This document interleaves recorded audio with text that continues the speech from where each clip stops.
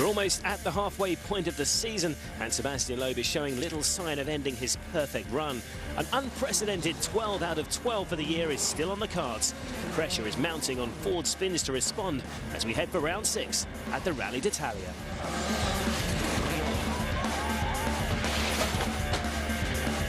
Coming up in this week's show. Wind back the clock to 2001 when the San Remo version of the Italian round witnessed the WRC debut of a young Sebastian Loeb. We chat to Citroen's latest rallying prodigy, Sebastian Ogier, about his step up to the sport's top level. The speed with the WRC is really different than the Super 1600.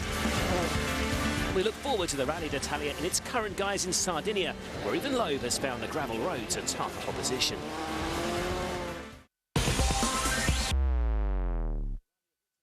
In 2004, the Rally of Italy switched from its traditional home in San Remo to Sardinia. It also changed from an all-tarmac round on the treacherous mountains above the Italian Riviera to gravel and a very different backdrop in the rolling hills of this stunning island.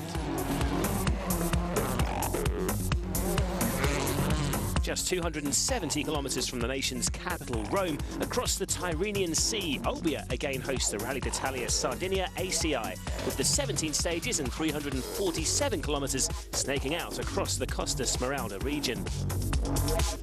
Just up the coast is Porto Cervo, the playground of the rich and famous, and sometime venue for the event's ceremonial start. The 5-star hotels and stunning beaches illustrating why this island is such a popular tourist destination. It's a world away from the bustling coastal town of Olbia. The venue for the service park is nestled on the dockside on one of the town's main ferry ports. And it's in the picturesque countryside surrounding it where the world's finest drivers will race against the clock. And here are a few of them to tell us more about Italy and Sardinia. This is facts from Italy. An average Italian eats 25 kilos of pasta every year. Sardines was named after Sardinia. Italy is the 4th most visited country in the world. Sardinia is divided in 4 provinces: Cagliari, Oriano, Nuoro and Sassari. Italy has 3 active volcanoes: Vesuvius, Etna and Stromboli. A bit of Italian flavour there to get you in the mood. Coming up later, a full preview to the tricky event itself.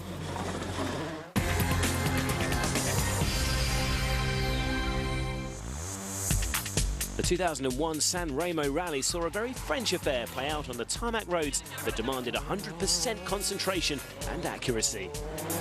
Richard Burns learnt that lesson early on. Just 4 kilometres into the first stage, the championship contenders rally came to an abrupt end. Tarmac specialist Piero Liati was quick to join him on the Stage 1 casualty list. And Armin Schwartz wasn't far behind. Technical problems on the same stage forced his retirement on the road section. Electrical problems saw the top 2 in the championship fall out of contention, Tommi Mäkinen dropping to 15th, with rival Colin McRae languishing down in 13th. French team Peugeot's San Remo exhibition started well, with Marcus Gronholm ending day 1 in 6th. Teammate Didier Auriol was 2 places above him, but holding up the tarmac trio was local hero Gilles Panizzi, who made an early charge for the lead. Hot on his heels, though, was the other half of France, Citroën. Jesus Perez started the second day with a 2-second lead over Panizzi when disaster struck. Panizzi passed his stricken car and moved into a comfortable lead. Citroën's number 1, Philippe Bugowski, took over the chase, but pushed too hard too. This knock made him lose oil pressure, stranding his car and his rally hopes at the roadside, leaving a certain Sebastian Loeb in his first ever WRC outing to take up Citroën's challenge. There were more knocks to come though. First to hit Marcus Gronholm, the damage needing urgent repairs. Then it was Marco Martin's turn. And Peter Solberg too hit a wall and struggled into service. On the final day came the fog.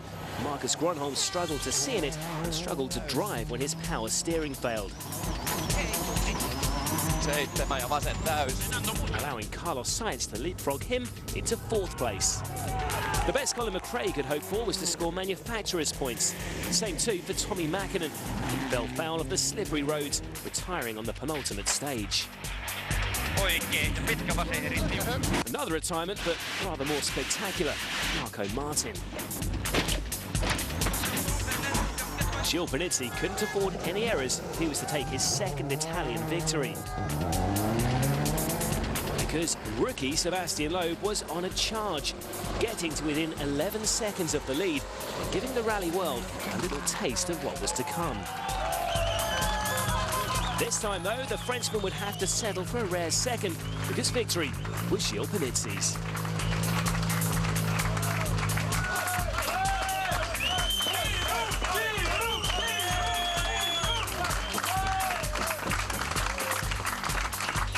Very happy this victory. It was very difficult, which all the drivers, Citroën and the last driver, the young driver, maybe the faster driver.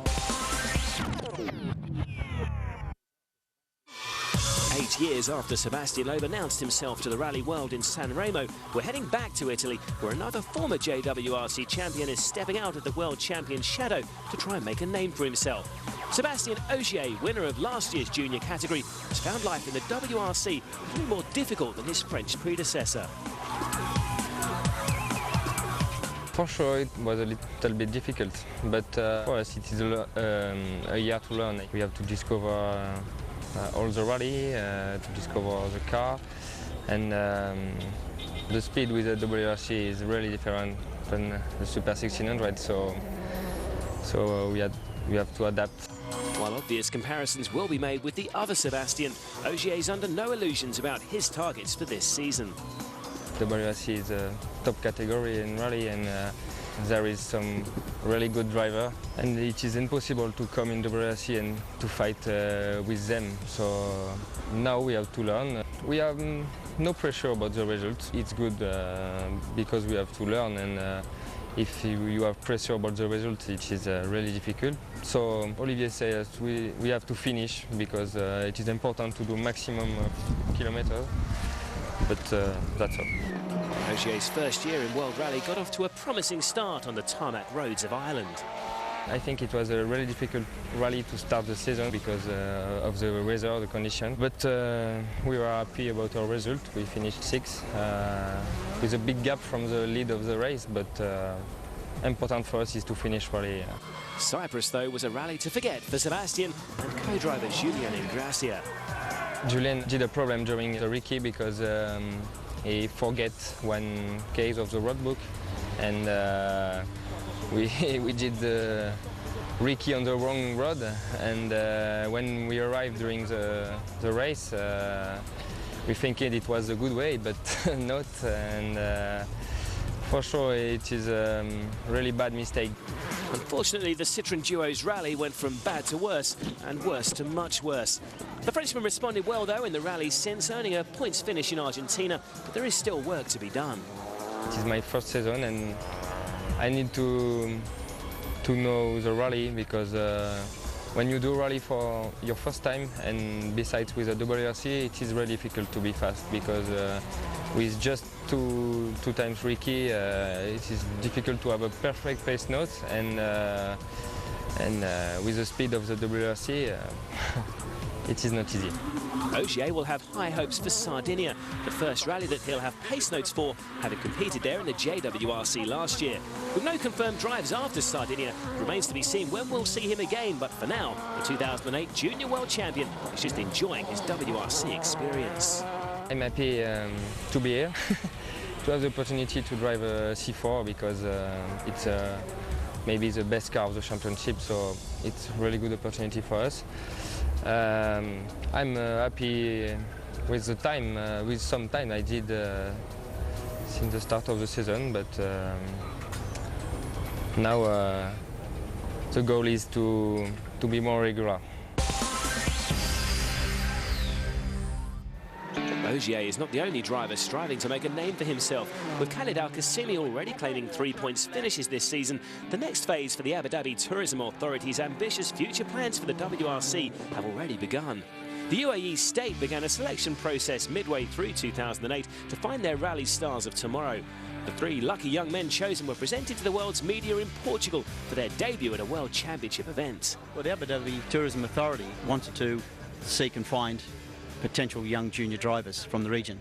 And obviously the program that we devised was a two-pronged attack, one on the Middle East Championship and for 2009 the Fiesta Trophy events.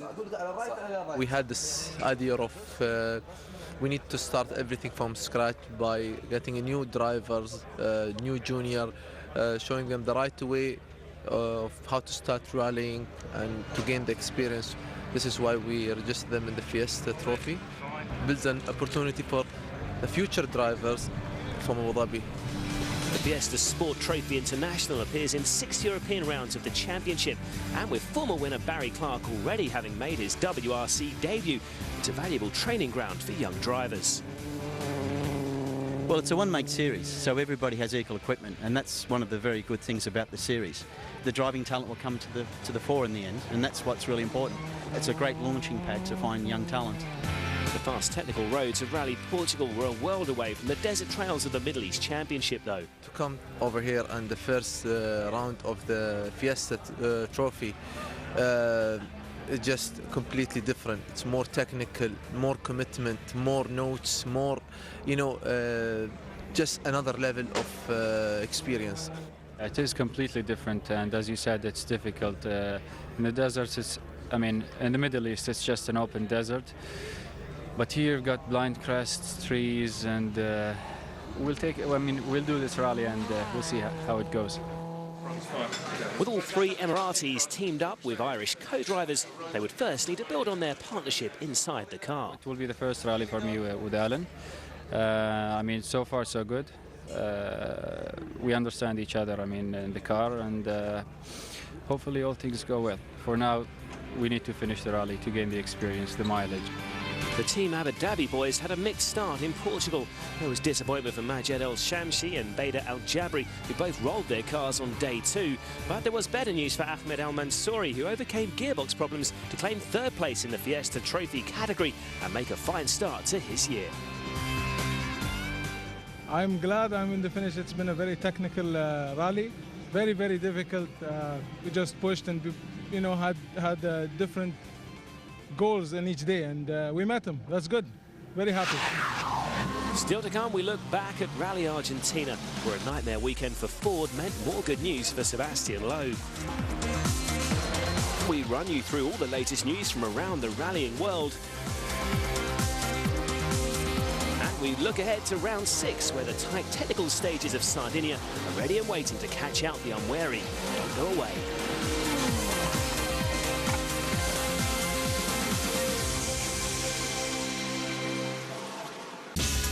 Welcome back. Rally Argentina is a firm favourite with the drivers, challenging fast gravel stages, and over 1 million fans expected to line the stages over the weekend. It's one of the classics of the WRC.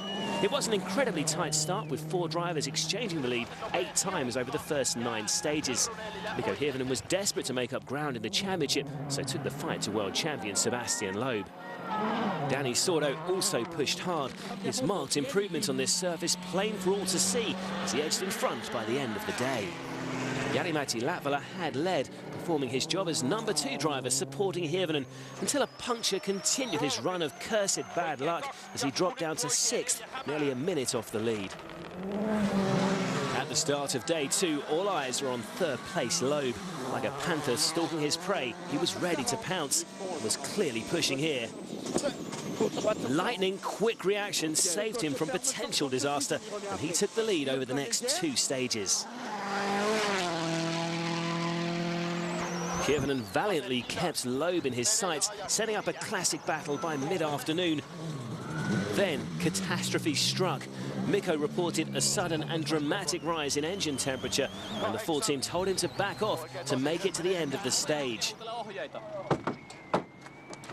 On the road section, Hirvonen tried everything he could to get his focus going again. Despite his considerable mechanical knowledge, eventually he had to accept his fate. With Loeb now in the lead, things look bleak for Ford's number 1. Where'd you go from here? I think I'm just going to go back hotel, have a beer. By day 3, with Hirvonen out, Jari-Matti Latvala was under tremendous pressure to secure third place. He needed to take care on this final day, as there were still challenging stages to complete.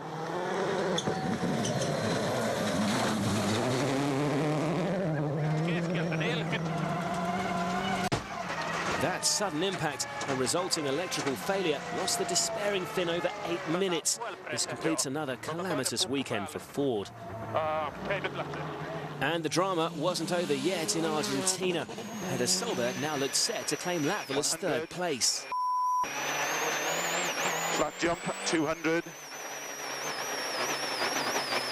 But a terminal drop in fuel pressure signalled heartbreak for the Norwegian. This isn't a good race to start.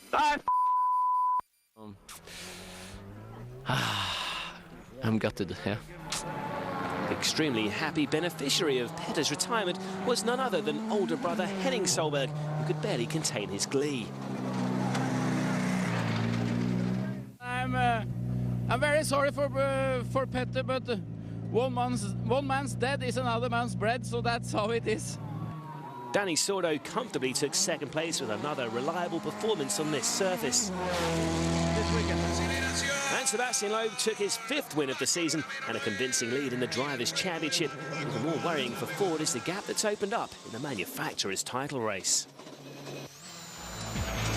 The final leaderboard saw Loeb with a winning margin of over a minute, and that's the second 1-2 of the season for Citroën. Henning Solberg claimed third with Balagra in 4th. With Loeb now 19 points ahead of Hirvonen, the Finn has also slipped behind Sordo to 3rd. More frustration for Latvala sees him level with Balagra on 9 points. And Citroën are disappearing over the horizon in the Manufacturers' Championship. Their lead over Ford now 39.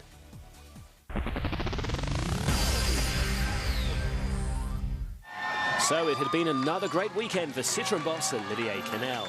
A real perfect finish, because Seb first, Danny second. And for us, it's really nice. But I have to say it was quite complicated, not so easy as everybody could think.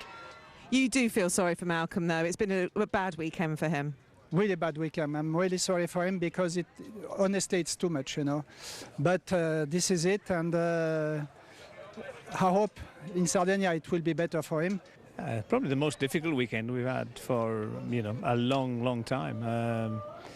Certainly, difficult in one sense that, we've had this disappointment, and I think it's probably why it's such a disappointment is because of the fact that we really felt on this event that we were very close. We felt we could really challenge Sebastian, and it's just a case now of, trying to more test and development between now and Sardinia. So hopefully we can,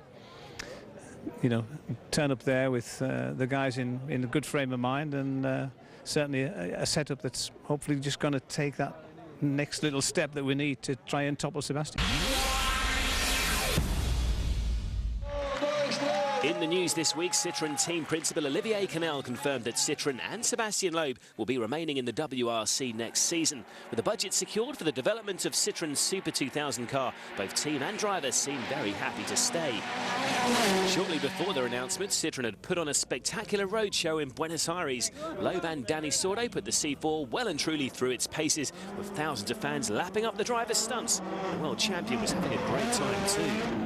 It's not every day that someone give you a rally car and say go and do what you want. So now it's very funny for us. I think it's a nice show for the spectators. That's the most important.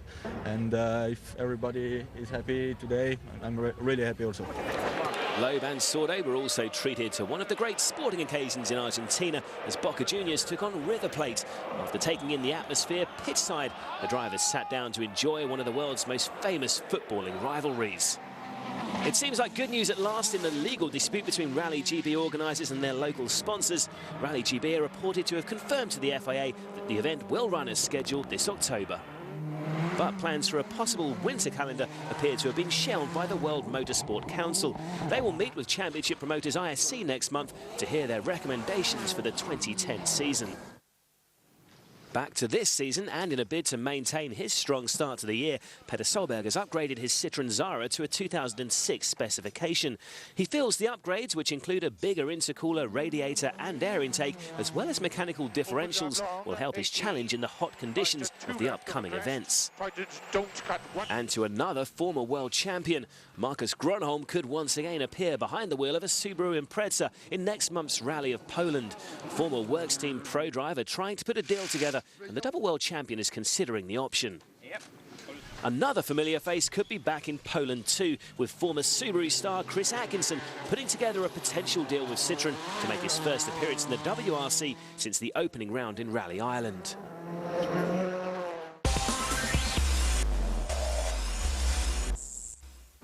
The Rally d'Italia has been part of the World Rally calendar since the series began in 1973 and was historically run as a mixed surface and later full tarmac event at the San Remo Rally. By 2003, though, spectator congestion would spell the end for the Italian Riviera-based event. The decision was made to switch to Sardinia, where the Costa Smeralda Rally had for decades been a leading European championship round, and the demanding gravel roads would quickly make their mark. It's still a rally that can catch out the unwary, but has become a popular challenge. Sardinia is it's fast rally, and it goes up basically like a little bit turning all the time in between the small trees. And you have a massive rock there, but still they are on the side, they are not on the road. The first time it was very narrow and very rough, but now the stages are interesting. It's also some variety. You have some fast and medium wide place, some more twisty places, and but it's interesting to drive. Normally it's rally is very loose and sandy, and you need a lot of traction, a lot of grip, and it's very narrow in some places. Because it's narrow, it's very important to situate the car for the next corner, and for that it's dangerous because it's inside the corner and outside has a lot of stones, and it's very easy to punch it. In Sardinia there's a lot of like rocks on the side of the road that are embedded, and if you're having a bit of a go or something and you take a cut or something too much, it's quite tricky because you can't always see them. To tell us a bit more detail about the 3 days of the Rally d'Italia, here's Sebastian Loeb's co-driver Daniel Elena to tell us more. On day one in Sardinia, you have 3 stages to repeat 2 times. The last of 3, it's 28 kilometers. It's not easy because it's very narrow and twisty and with a lot of sand. But long day and difficult for us to clean the road on first pass. In day 2, you have 3 more stages, different, but with a long stage of Montelerno, past 2 times with a big jump. We have a lot of pictures and the crash of Chris Atkinson a few years ago, and the Super 16 too. It's a very big moment of the race. On day 3, you are 3 stages different and 2 stages to repeat 2 times. It's a short day, but very difficult because I remember 2 years ago I lose a race and crash on this day. So even the world's most successful rally driver can be caught out by these testing gravel roads. Loeb's misjudgment ending his rally in Sardinia in 2007.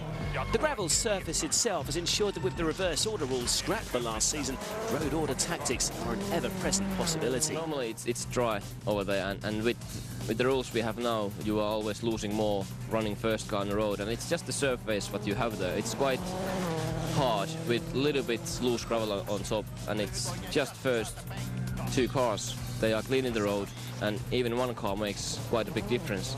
If you're first car, it can be quite difficult because it is a bit sort of fine sort of surface, not thick gravel, so it's a bit different to some of the rallies we go to. You cannot drive there like in Greece or some other rallies where you have, or in Portugal where you have some good grip. There you are always sliding, and so it's always cleaning a lot in the first cars. So, but okay, we'll see what we can do there.